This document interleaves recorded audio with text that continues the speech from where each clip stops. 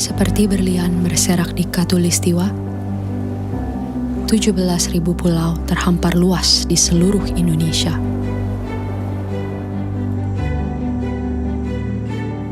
Lebih dari 700 bahasa, 300 suku, beragam budaya dan agama, tak mampu menghalangi kita menjadi bangsa yang satu.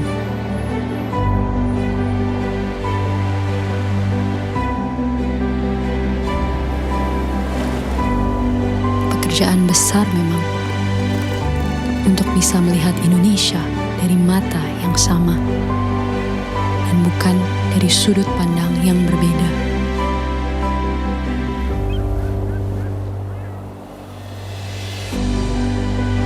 Tetapi ini Indonesia, tanah kaya yang masyhur akan perbedaan dan keramahannya. Tanah lahirnya masyarakat yang terbuka dan memiliki daya juang tinggi.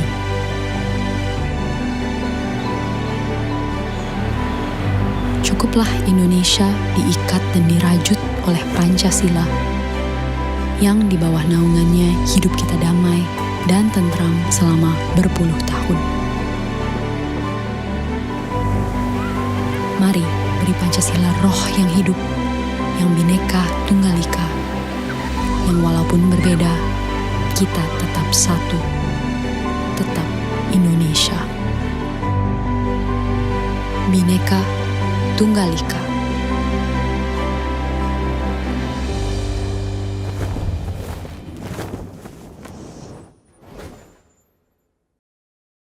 Halo semuanya, di sini saya Puji Susanti, pengawas jaminan produk halal dari BPJPH. Dan saya Rahma Khairunisa, pengawas jaminan produk halal dari BPJPH. Selamat datang di Tiba-Tiba Podcast. Oke, di kesempatan hari ini kita akan belajar bareng ngobrolin tema yang penting dan sepatutnya kita pahami sebagai warga negara Indonesia, yaitu visualisasi bangsa. Gimana tuh visualisasi bangsa itu? Nah, di sini kita akan coba menggambarkan tentang Indonesia itu seperti apa, bagaimana pengaruhnya sehingga kita dapat menumbuhkan rasa cinta tanah air dan bangga berbangsa Indonesia.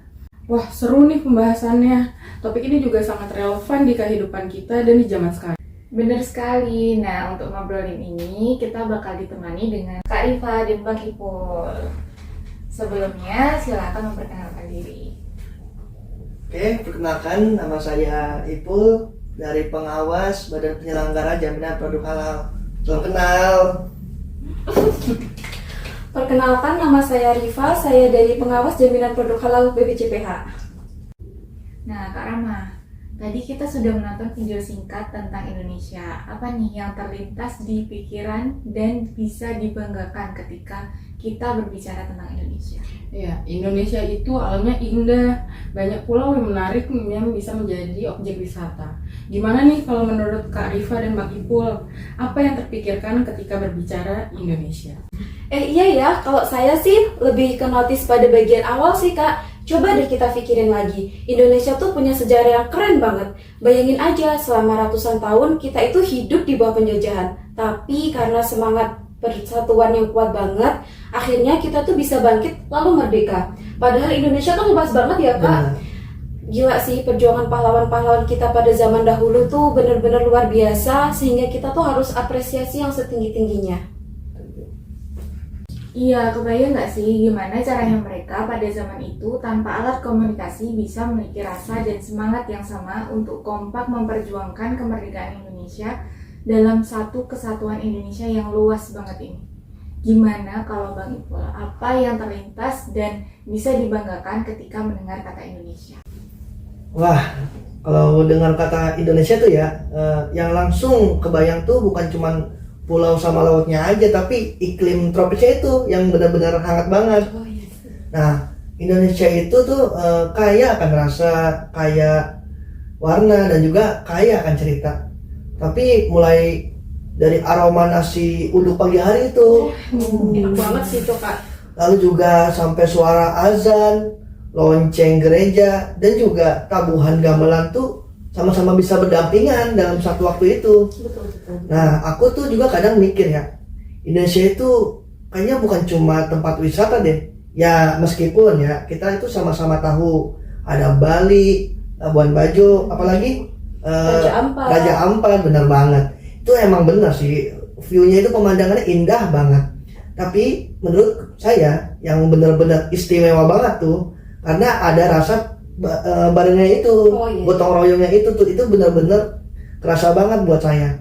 Nah, kita tuh beda-beda, latar belakangnya berbeda-beda, tapi memiliki satu tujuan yang sama. Itu menurut saya keren banget sih. Jadi kalau ditanya apa yang saya pikirkan soal Indonesia, jawabannya udah pasti. Menurut saya, Indonesia itu seperti rumah besar yang penuh warna, tapi tetap bisa hidup rukun, asalkan kita sama-sama mau saling menjaga. Oh iya, betul banget sih itu. Setuju. Bener banget, kalau ditanya ke wisatawan luar negeri yang pernah berkunjung ke Indonesia, kesan mereka tentang Indonesia itu orangnya ramah-ramah, saling tolong-menolong, dan juga kekeluargaan. Wah, banyak ya yang bisa diceritakan tentang Indonesia, tentang sejarahnya, keberagamannya. Iya, jadi banyak hal yang bisa kita banggakan. Tapi di balik keberagaman yang besar ini, namanya beragam, mungkin dong, atau malah pasti akan ada potensi keretakan atau gesekan antar keberagaman tadi. Bagaimana pandangan Kak Rifa? Untuk pertanyaan itu tepat banget sih Kak. Sebagai bangsa yang penuh keberagaman, hal itu tuh ibarat dua mata sisi uang. Jadi bisa jadi kebaikan dan keindahan buat kita, tapi kalau kita tidak bisa tidak menyikapi dengan bijak, itu tuh bisa menjadi bumerang juga buat kita, bisa jadi kelemahan. Contohnya nih, kita kan sebagai pemakai media sosial pasti terkadang pernah lihat ada tontonan di TikTok atau YouTube yang isinya kayak tentang isu-isu SARA gitu kan. Nah, itu tuh sering banget tuh dipelintir buat kepentingan pribadi atau kelompok. Nah, itu tuh yang bikin nanti perbedaan kita tuh semakin tajam, sehingga kalau kita tidak hati-hati, itu bisa memicu konflik atau perpecahan.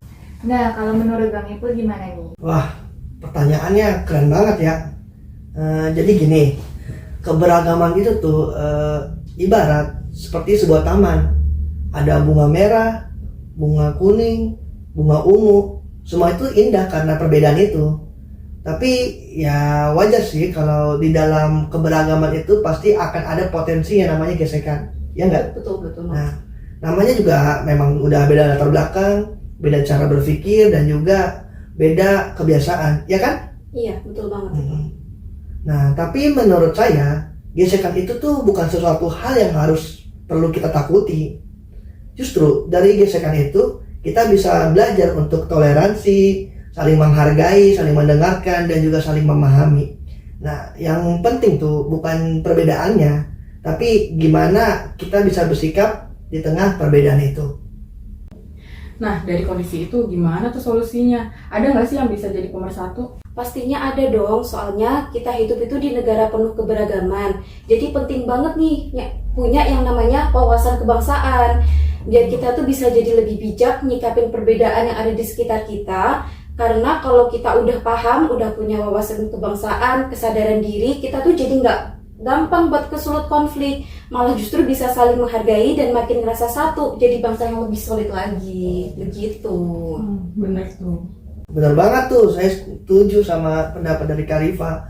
Apalagi ya, Indonesia itu kan lahir dari semangat Bhinneka Tunggal Ika, yang artinya berbeda-beda tapi tetap satu juga. Nah, tugas kita sebagai generasi muda itu untuk menjaga supaya keberagaman ini tuh bukan jadi alasan buat pecah, tapi justru jadi alasan supaya kita ini makin solid. Iya, betul. Jadi jangan cuma fokus sama potensi keretakannya aja, tapi fokus juga bagaimana cara kita bisa menjadi perekatnya. Ya, menurut saya sih gitu aja sih. Sekarang kita nyambung lagi nih ke semboyan negara Indonesia, yaitu Bhinneka Tunggal Ika, semboyan yang mempersatukan kita di tengah keberagaman. Nah, kakak-kakak nih pernah nggak tumbuh di lingkungan yang beragam, ngalamin culture shock nggak waktu lagi tinggal di daerah itu? Coba ceritakan, dan hal apa yang kira-kira bisa kita ambil pelajaran? Kebetulan Kak, saya sendiri kan lebih sering hidup di perantauan ya, yang mana harus berbaur sama orang-orang baru, harus adaptasi juga sama lingkungan dan budaya yang beda. Beruntungnya ketika saya di perantauan itu, saya selalu bertemu sama orang-orang yang baik, terbuka, ramah, mau menolong. Jadi proses penyesuaiannya itu nggak terlalu berat, Kak. Dan dari situ juga saya jadi tahu ternyata perbedaan itu bukan buat diperdebatin lagi, tapi justru buat kita jadi saling ngerti, saling isi. Nah, setelah itu tuh saya jadi lebih terbuka lagi, lebih paham kalau tiap daerah di Indonesia tuh ternyata punya nilai-nilai yang keren-keren banget. Wah, dari cerita dari Karifa tadi tuh saya jadi makin bangga sih jadi orang Indonesia itu. Soalnya ya, meskipun kita berbeda-beda, tapi masih banyak banget orang yang ramah, toleran, dan gak mikir dua kali sih buat bantu orang lain. Siapapun itu orang lainnya, gak pernah mandang suku, agama, budaya, latar belakangnya asalnya dari mana aja. Pokoknya tetap memegang prinsip Bhinneka Tunggal Ika tuh. Beneran kerasa banget kalau kita mau buka hati dengan menghargai sesama orang lain. Iya, betul. Karena justru dari perbedaan itu menurut saya kita bisa saling mengerti dan juga saling mengisi segala kekurangan yang ada. Iya, betul sekali. Banyak pelajaran yang bisa kita ambil ya. Tekad persatuan dalam keberagaman ini aset yang perlu kita jaga nih, agar bisa menjaga keutuhan bangsa dan terhindar dari perpecahan. Kemudian, segala kekayaan tentang Indonesia tadi juga perlu untuk dilestarikan agar sampai ke anak cucu kita. Setuju sekali, Kak, dengan memiliki pengetahuan tentang Indonesia, diharapkan kita semua dan anak cucu kita itu dapat menumbuhkan rasa cinta tanah air dan juga setia kepada Indonesia. Betul sekali itu. Penting bagi kita untuk berwawasan kebangsaan. Karena dengan itu kita dapat berkontribusi dan juga berperan aktif dalam kehidupan bermasyarakat, berbangsa, dan juga bernegara. Betul. Wah, nggak kerasa ya, ngobrol-ngobrol santai kita udah sampai di ujung nih. Seru banget sih bahas soal Indonesia, dari keberagamannya, sejarahnya, sampai semangat kebangsaannya. Intinya, jadi warga negara itu bukan cuma soal status, tapi soal gimana kita bisa ikut jaga, rawat, dan bangga sama Indonesia. Dan jangan lupa, cinta tanah air itu bisa dimulai dari hal-hal kecil seperti saling menghargai perbedaan dalam bermasyarakat, lalu turut semangat memperkenalkan Indonesia di media sosial. Thank you banget nih buat Karifa dan Bang Ipul yang udah sharing di episode kali ini. Dan buat kamu yang ngedengerin sampai habis, kalian keren banget. Nah, sampai ketemu lagi di kesempatan selanjutnya. Tiba-tiba podcast. Salam bangga jadi Indonesia.